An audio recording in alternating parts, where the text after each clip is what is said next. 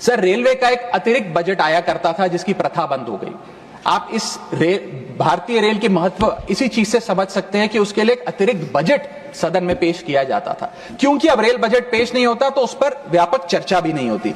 लेकिन इस वक्तव्य के माध्यम से मैं रेल बजट से संबंधी कुछ चीजें आपके सामने अवश्य रखना चाहूंगा। इस यूनियन बजट 2026 में माननीय वित्त मंत्री जी ने 2,55,000 करोड़ की फाइनेंशियल एलोकेशन रेलवेज की कैपेक्स के लिए मांगी है। ये 2009 से 2014 के बीच में लगभग 50,000 करोड़ होती थी, जो आज इतने गुना 5 गुना बढ़ के 2.5 लाख करोड़ से ऊपर हो गई है। तो इस पे व्यापक चर्चा अवश्य होनी चाहिए। सर, भारतीय रेल जो भारत की लाइफलाइन कहलाई जाती थी, आज उसकी स्थिति ऐसी है कि अगर मजबूरी ना हो तो शायद कोई यात्री रेल की ओर देखना भी ना चाहे।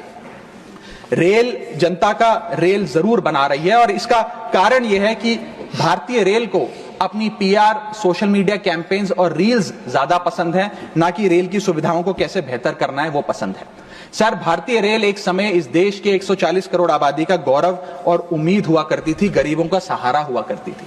लेकिन आज मैं बताना चाहता हूं कि भारतीय रेल की वो स्थिति है जो शायद ही पूरे सब कॉन्टिनेंट के तमाम रेलवे से अगर आप कंपेयर करें तो बद से बदतर होती जा रही है। सर, जितनी आबादी ऑस्ट्रेलिया की है, स्विट्जरलैंड की है, डेनमार्क की है, स्वीडन की और अन्य देशों की है, उससे ज्यादा लोग भारतीय रेल में रोज सफर करते हैं। सर, इतना महत्व है भारत की रेलवे का। लेकिन कई बड़ी चिंताएं आज भारत के एक आम रेल यात्री को सता रही हैं, जो मैं चाहूंगा इस बजटरी एलोकेशन के माध्यम से वित्त मंत्री जी और रेल मंत्री जी इसे एड्रेस करें। पहला है सर, घटती रफ्तार और बढ़ता किराया। सर, जहां दुनिया की ट्रैवल की रफ्तार बढ़ रही है, वहीं भारतीय रेल जो हमारी लाइफलाइन है उसकी रफ्तार घट रही है।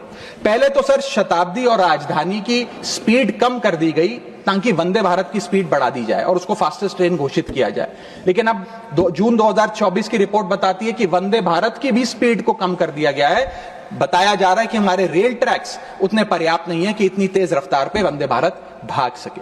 सर, आज हम विश्व गुरु बनने तो अवश्य चले हैं, लेकिन यह बात जाननी भी जरूरी है कि चीन और जापान की सबसे स्लोएस्ट रफ्तार पे चलने वाली ट्रेन भारत की सबसे फास्टेस्ट रफ्तार पे चलने वाली ट्रेन से कहीं ज्यादा तेज दौड़ती है। सर, और अगर रेल धीमी होगी तो देश की इकोनॉमी, देश की अर्थव्यवस्था का चक्का धीमा चलेगा।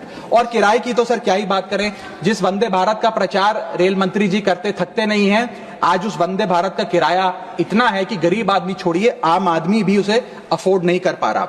सर, वित्तीय वर्ष 2013-14 में एवरेज फेयर पर पैसेंजर पर किलोमीटर 32 पैसे हुआ करता था।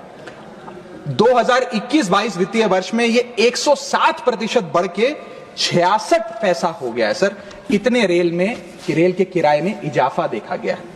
हवाई चप्पल वालों को हवाई यात्रा कराने का वादा था सर, लेकिन हवाई चप्पल पहनने वालों को इतना निचोड़ दिया कि शायद अब वो रेल यात्रा के भी लायक नहीं रहे।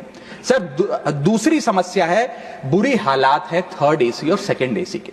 थर्ड एसी, सेकंड एसी को सर एक समय पर जनरल बोगी, एक समय पर लग्जरी माना जाता था, लेकिन आज वो जनरल बोगी से भी बुरी स्थिति में है। अगर टिकट मिल भी जाए sir third AC, second AC की, तो सीट मिलने की कोई गारंटी नहीं है, क्योंकि जैसे ही आप बैठेंगे थोड़ी देर में कोई शख्स आकर कहेगा, भाई साहब थोड़ा एडजस्ट करिए, थोड़ा सी रखिए, हमें भी बैठने दीजिए। ये वास्तविकता है। और आप सोशल मीडिया और तमाम तरीके के पोर्टल्स पर आप देखेंगे तो क्या आरामदायक सरकार, क्या आरामदायक यात्रा, आरामदायक सफर भारत सरकार आम रेल यात्री को दे रही है, वो देखकर आप समझ जाएंगे।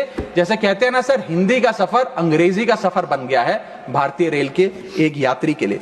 कई रूट्स पर आलू की बोरियों की भांति लोगों को ठूसा जा रहा है, और अगर शौचालय में भी, ट्रेन के टॉयलेट में भी सीट मिल जाए तो आदमी अपने आप को सौभाग्यशाली समझता है। सर, जहां भेड़ बकरियों की तरह भोले भाले लोगों को ट्रेन में ठूसा जा रहा है, पूरी टिकट लेकर सुविधा के नाम पे सिर्फ धक्का दिया जा रहा है, और सर हमारे देश के भोले भाले आम आदमी इसको अपनी किस्मत समझकर स्वीकार कर लेते हैं। सर, मैं तीसरी बड़ी रेल समस्या जो कि है मिसमैनेजमेंट, अव्यवस्था, उस पर आपका ध्यान आकर्षित करना चाहूंगा। सर, पहले तो रेल की टिकट मिलती नहीं, अगर मिल भी जाए आपने अगर 2, ढाई, 3 महीने पहले टिकट बुक कराई हो, टिकट कंफर्म हो जाए तो सीट मिलने की कोई गारंटी नहीं। और सर आप अपना अनुभव देखिए, जब आप सबसे पहले प्लेटफॉर्म पर पहुंचते हैं अपनी ट्रेन में चढ़ने के लिए, तो आपको चारों तरफ सिर्फ गंदगी ही गंदगी नजर आती है। अगर बुजुर्गों के साथ या घर परिवार की महिलाओं के साथ आप ट्रैवल कर रहे हैं तो एक क्लीन वॉशरूम तक आपको मुहैया नहीं कराया जाता। और हालात यह है कि लोग मजबूर हैं प्लेटफॉर्म पर अखबार बिछाकर सोने के लिए, और वेटिंग एरिया के नाम पर तो सर सिर्फ एक नेम प्लेट, एक बोर्ड लगा नजर आता है और कुछ नहीं नजर आता।